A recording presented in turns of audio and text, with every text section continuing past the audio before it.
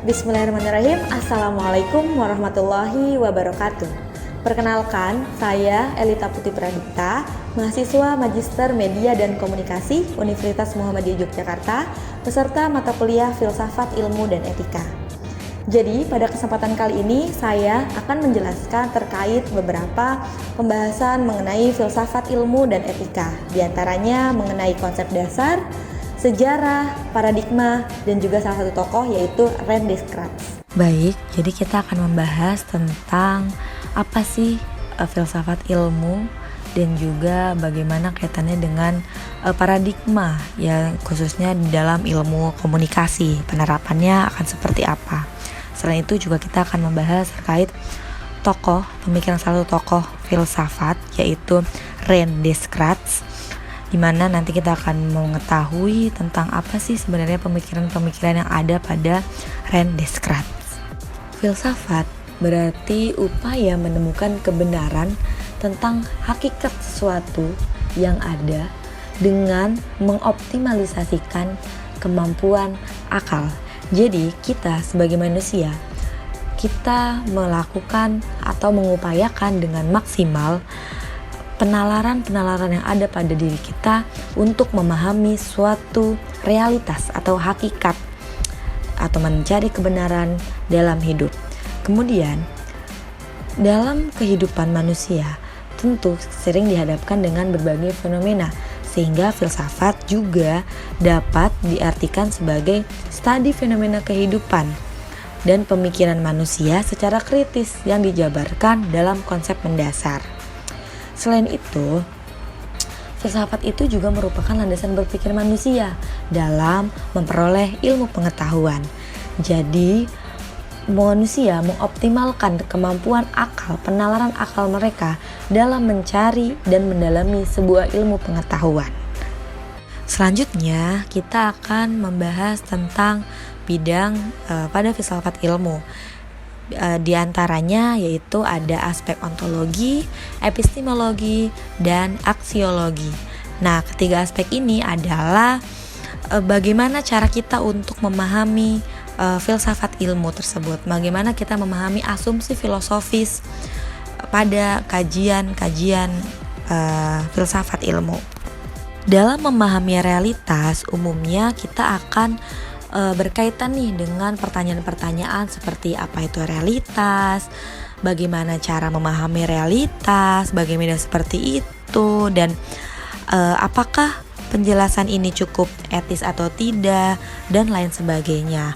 Oleh karena itu, untuk memahami dan menjawab hal-hal tersebut dapat kita pelajari atau kita kaji menggunakan pemahaman ontologi, epistemologi, dan aksiologis.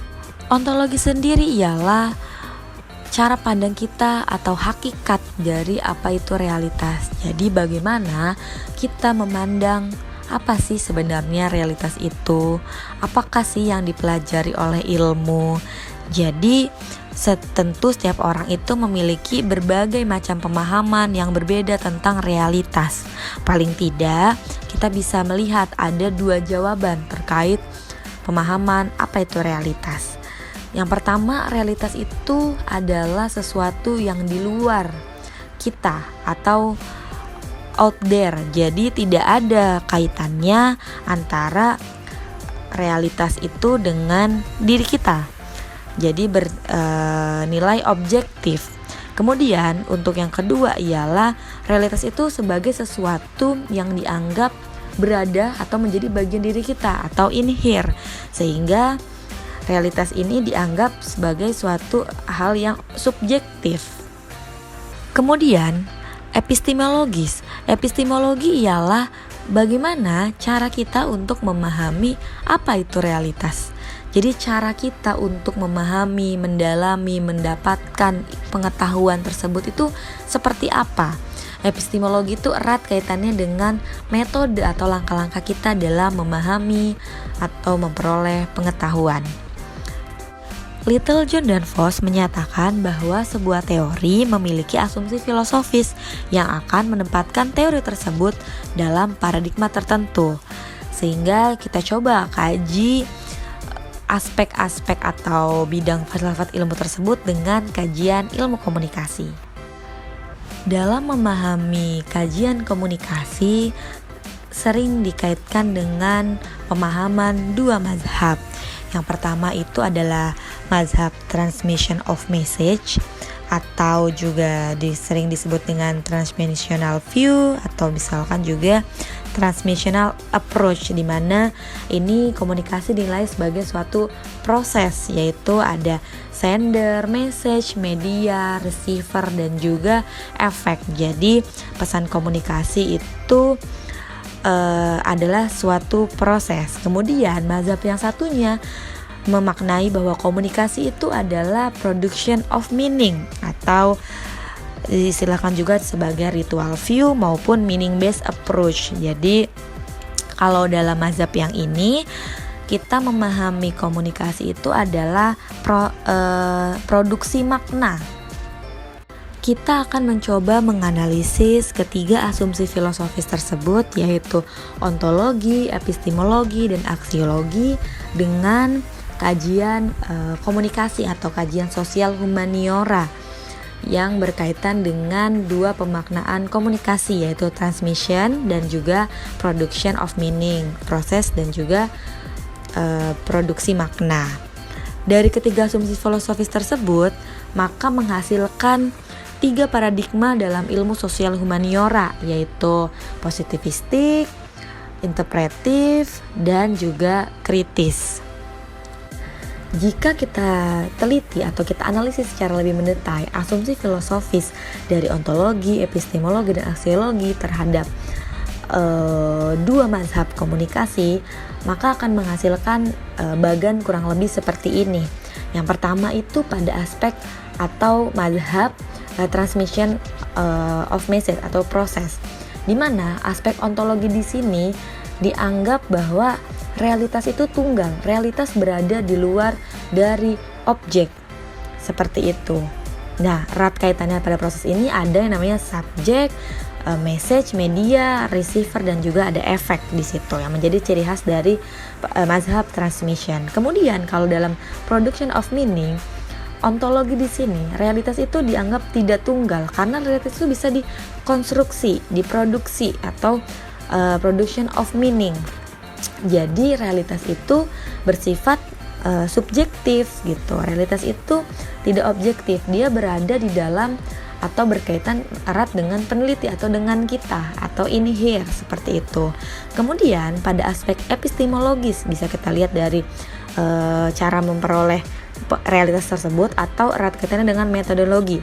Kalau pada aspek transmission, karena erat kaitannya dengan paradigma di sini nanti hasilnya positivistik dan post positivistik, maka metode yang digunakan itu ada metode-metode penelitian kuantitatif seperti survei, kuesioner, analisis isi kuantitatif, dan juga mungkin studi kasus. Lain halnya dengan mazhab production of meaning atau produksi makna. Karena paradigma yang dianut pada mazhab ini adalah interpretif dan kritis, di mana menilai realitas itu adalah subjek, maka metodologi yang digunakan adalah metode penelitian kualitatif. Di antaranya ada etnografi, baik etnografi langsung, etnografi virtual maupun etnografi digital. Ada juga fenomenologi, semiotika, analisis framing, wacana, reception analysis, naratif, dan lain sebagainya. Jadi metode yang digunakan pun berbeda. Kemudian pada aspek aksiologis atau nilai gitu. Nah, pada aspek transmission atau proses, nilai dalam pemahaman ini yaitu value free atau bebas nilai. Maksudnya adalah bebas dari subjektivitas. Jadi karena orientasinya pada transmission itu adalah realitas itu objektif, maka kita harus menjaga objektivitas sehingga harus bebas dari unsur-unsur subjektif. Tidak boleh ada pandangan-pandangan dari peneliti atau pandangan-pandangan yang bersifat subjektif, karena menilai realitas itu sebagai objek yang berada di luar atau out there. Kemudian jika pada mazhab production of meaning atau produksi makna, nilai atau aksiologisnya di sini yaitu adalah value constructed. Karena apa? Orientasinya di sini atau memandang realitas itu adalah sebagai subjek, di mana memang realitas itu tidak tunggal, memang dikonstruksi, sehingga ada peran dari peneliti atau adanya peran dari peneliti dalam menganalisis dan menafsirkan suatu objek yang diteliti, seperti itu. Jadi itulah mungkin kaitannya penjelasan antara dua mazhab dalam komunikasi dengan asumsi filosofis, ontologi, epistemologi, dan juga aksiologi. Selanjutnya, setelah kita membahas terkait konsep dasar dari filsafat ilmu, kemudian juga pada sampai pengembangan paradigma dan asumsi filosofis dari bidang filsafat ilmu, selanjutnya kita akan masuk kepada penjelasan sedikit tentang perkembangan filsafat ilmu. Jadi kalau kita analisis, filsafat ilmu tuh mengalami perkembangan yang dibagi ke dalam 4 periode, yaitu klasik, abad pertengahan, modernisme, dan postmodernisme.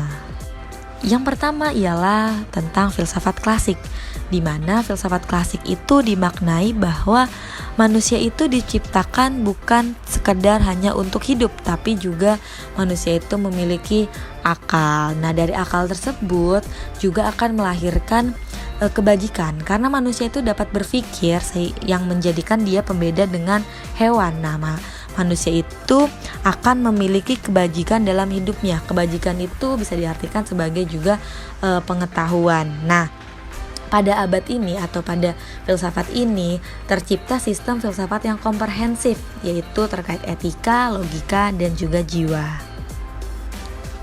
Selanjutnya adalah filsafat abad pertengahan. Pada klasik itu identik dengan akal, jadi kemampuan manusia yaitu berakal.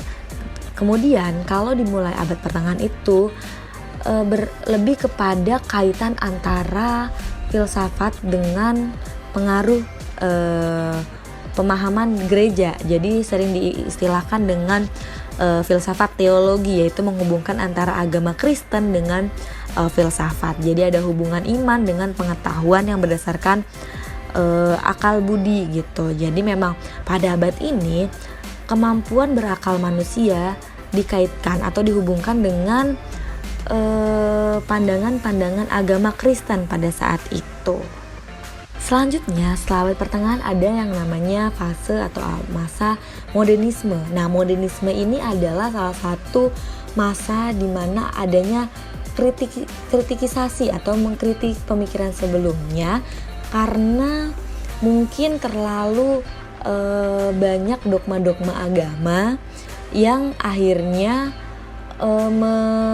memudarkan penalaran-penalaran akal tersebut, sehingga terkenal dengan istilah pada masa modernisme itu adalah Renaissance, di mana Renaissance itu adalah melahirkan atau menemukan kembali nilai klasik. Jadi pada abad ini pemahaman-pemahaman terhadap agama tidak hanya atau tidak sebatas dipahami secara langsung, tetapi juga melalui proses pemahaman melalui akal pikiran. Jadi tidak hanya dikuasai oleh dogma-dogma agama gerejawi, jadi kekuasaan-kekuasaan gerejawi. Jadi pada modernisme ini merupakan bentuk kritik terhadap pemikiran sebelumnya dan mengembalikan beberapa pemikiran-pemikiran klasik di mana fokus terhadap bagaimana akal tersebut, seperti itu. Selanjutnya adalah periode atau masa postmodernisme, posmo.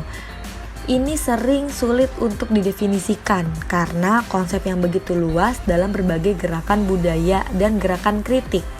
Dalam hal ini, postmodernisme itu tidak hanya menggambarkan sebuah periode, namun lebih kepada serangkaian ide yang hanya dapat dipahami dalam kaitannya dengan istilah yang sama kompleksnya dengan modernisme. Nah, kata post itu berarti kan setelah, jadi setelah modernisme. Jadi yang paling mudah dipahami ini adalah tentang pertanyaan mengenai ide-ide dan nilai-nilai yang terkait dengan bentuk modernisme, yaitu kepercayaan tentang kemajuan dan inovasi. Dalam perkembangannya tadi tentu terdapat tokoh-tokoh filsuf pada periodisasi atau perkembangan filsafat. Yang pertama itu pada periode klasik, ya kita kenal dengan tokoh-tokoh filsuf Yunani yang kita sering dengar, yaitu ada Socrates, Aristoteles, ada Plotinus, kemudian juga ada Plato. Nah, kemudian pada abad pertengahan ada juga tokoh-tokoh, yaitu ada Santo Thomas Aquinas, John Scotus, juga ada Santo Anselmus, Roscellinus. Kemudian adalah juga masa modern. Nah, di masa modern ini ada tokoh-tokoh yang juga kita sering dengar ya, yaitu ada René Descartes, John Locke, John Dewey, Immanuel Kant, Nietzsche, Comte, Hegel, Marx, Feuerbach. Nah, ini adalah tokoh-tokoh yang juga melahirkan pemikiran-pemikiran baru filsuf gitu. Jadi seperti René Descartes dengan rasionalisme, kemudian Marx dengan Marxism dan lain sebagainya. Dan yang terakhir adalah filsuf pada postmodern, itu ada Derrida, Habermas, terus kemudian ada Lyotard, Foucault, Anthony Giddens dan lain sebagainya. Salah satu tokoh yang akan dibahas di sini adalah tentang René Descartes. René Descartes ini adalah salah satu tokoh filsuf pada abad modern, di mana beliau ini lahir di kota Le Havre, Touraine atau France di Prancis pada 31 Maret 1596. Nah, beliau ini ketika lahir itu ibunya sudah wafat, dia tinggal bersama ayahnya. Kemudian dia pada usia kurang lebih 8 tahun sekolah di sekolah milik Jesuit, yaitu di Royal Henry Le Grand Jesuit College. Kemudian dia belajar setelah lulus dia belajar 2 tahun di Universitas Poitiers, memperoleh bachelor and lisensi dalam Canon and Hukum Perdata.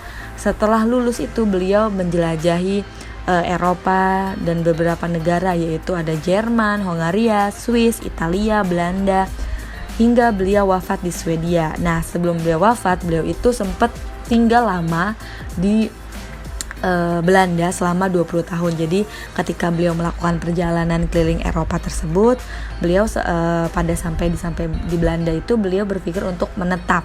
Akhirnya beliau menetap selama 20 tahun dan pada akhirnya tahun 1650 pada 11 Februari beliau meninggal, wafat di Stockholm, Swedia. Nah, beliau ini salah satu ciri khasnya adalah kebiasaan beliau itu untuk bangun telat gitu. Jadi bangun agak siang karena beliau itu lebih sering mendapatkan ide-ide brilian saat tidur gitu. Jadi saat di kasur, saat beliau di kamarnya daripada saat beliau sadar.